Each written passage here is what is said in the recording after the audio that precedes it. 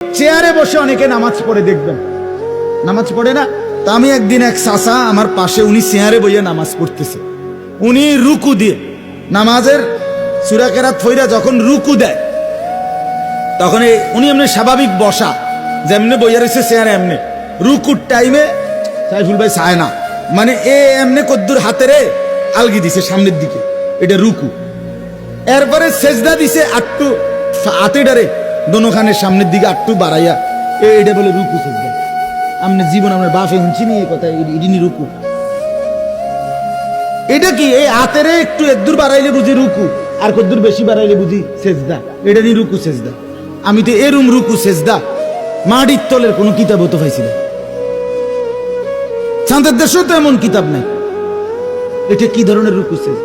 আমি বললাম, চাচা আপনি নামাজের পরে সুন্দর করে বলছি, চাচা এটা কিতা করলেন? আপনি যদি রুকু সেজদা কি দিয়ে দিলেন?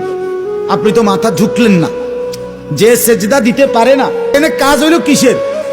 মাথার। আপনি যে হাতা কদ্দুরা উজ্ঞানার ফিরচান, মাথা যেমনে এমনে তো এটা হইল নি। তো তাহলে এই লোকটা তো মনে মনে ভাবতেছে আমি নামাজ পড়তেছি, তো তার নামাজ কই?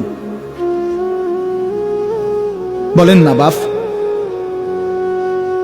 নাকের নরম জায়গায় পানি পৌঁছানো, গোসল ফরজ হইলে, বীর্যপাত হইলে যখন ফরজ গোসল করে, নাকের নরম জায়গায় পানি পৌঁছানো ফরজ। ফরজ ফরজ, সুন্নত না। ওযুর মধ্যে নাকে পানি দেওয়া সুন্নত, কিন্তু ফরজ গোসলের সময় নাকে পানি নরম জায়গায় পৌঁছানো কি ফরজ। এই যে নাক যেদুর ভাঙ্গে প্রত্যেকের, এদুর রে কয় নরম জায়গা। প্রত্যেকে নাক লাইরা দেখেন, এই নাক ভাঙ্গে যেমনি লড়ে যেমনি, এর একটা সীমানা আছে। এখানে পানি পৌঁছাইতে হবে। হাতের কোষে, হাতের তালুর মধ্যে পানি নিয়ে হালকা টান দিতে হবে, হালকা একটু, সামান্য একটু টান দিলেই পানি, সামান্য একটু টান, নিঃশ্বাস টানলেই, জোরে না, জোর হইলে ভিতরে ঢুকে যাবে, কষ্ট হবে। সামান্য নিঃশ্বাস টান দিলেই আপনার পানিটা এখানে চলে আসে, এরপরে ধাইরা লাইলে হয়। হ্যাঁ, এখন নাকের নরম জায়গায় পানি পৌঁছানো ফরজ। এইটা যেভাবে পৌঁছাইতে হয়, মনে করেন অসংখ্য যুবক যুবতী, পুরুষ নারী এই সমাজের, যারা কোরআন শিখে নাই, দিন শিখে নাই, মাদ্রাসায় পড়ে নাই, কোনো আলেম থেকে শিখে নাই, আপনি খবর নেন, তাদের এইটা জানে না, তারা এটা পানি পৌঁছায় না। এখন যে এই নরম জায়গায় পানি পৌঁছলো না, এখন যদি এই লোক বিশ্বাস করেন বঙ্গোপসাগরেও নিয়ে যদি তারে চুবায়, বলে বঙ্গোপসাগরে ওনারে 1 ঘন্টা মাইজগানে টলার দিয়ে নিয়া এরপরে পানি চুবাইয়া থুইছে, এরপরও সে পবিত্র হবে না। পরিচ্ছন্ন হইল, পরিষ্কার হইল, গাও সাবান টাবান দিল, কিন্তু পবিত্রতার জন্য তহারাত আর নাজাফাত এক কথা না। নাজাফাত মানে পরিচ্ছন্নতা, সেটা বিধর্মীরও হইতে পারে, কিন্তু পবিত্রতা একমাত্র কোরআন সুন্নাহ মতে হইতে হবে। ঠিক কিনা বলেন না কেন? পবিত্র হয় কি দিয়া? কোরআন সুন্নাহর নিয়মে। পবিত্র হয় সাবান দিয়া না, পবিত্র হয় পারফিউম দিয়া না, পবিত্র হয় ফেস ওয়াশ দিয়া না, পবিত্র হয় শ্যাম্পু দিয়া না, পবিত্র হয় আপনার লাক্স সাবান দিয়া না, পবিত্র হয় কোরআন সুন্নাহর নিয়ম দিয়া। তাইলে এখন যে এই লোকটার নাকের নরম জায়গায় পানি পৌঁছলো না, এবার তো সে গোসল করলো, পবিত্র হয় নাই। খোদার কসম, আমি তো দূরে থাকি না, আপনাদের কাছে আছি, সাবের বাজার। আপনার যদি আমার কথা ভুল হয়, আবার আমারে জিজ্ঞাসা করেন, আমার আইনে আবার বিচার করেন।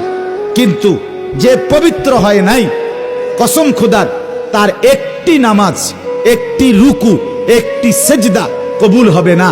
এবারটা যদি কাবা শরীফের ছাদে গিয়েও নামাজ পড়ে, আল্লাহর কসম তার নামাজ হবে না। লা তুকবালু সালাতুন বিগাইরি তুহুর, নবীজি বলছেন, তিরমিজি শরীফের প্রথম হাদিস, কোন নামাজ পবিত্রতা অর্জন ব্যতীত কবুল হয় না। তাহলে আপনি যখন হাসরের ময়দানে গিয়া দেখবেন আপনার আমল নামার মধ্যে কোন নামাজের সওয়াব নাই, তখন আপনি কি করবেন? তখন কি করবেন? তখন আফসোস করলে আপনি ফিরবেন কেন? সুযোগ হবে কেন?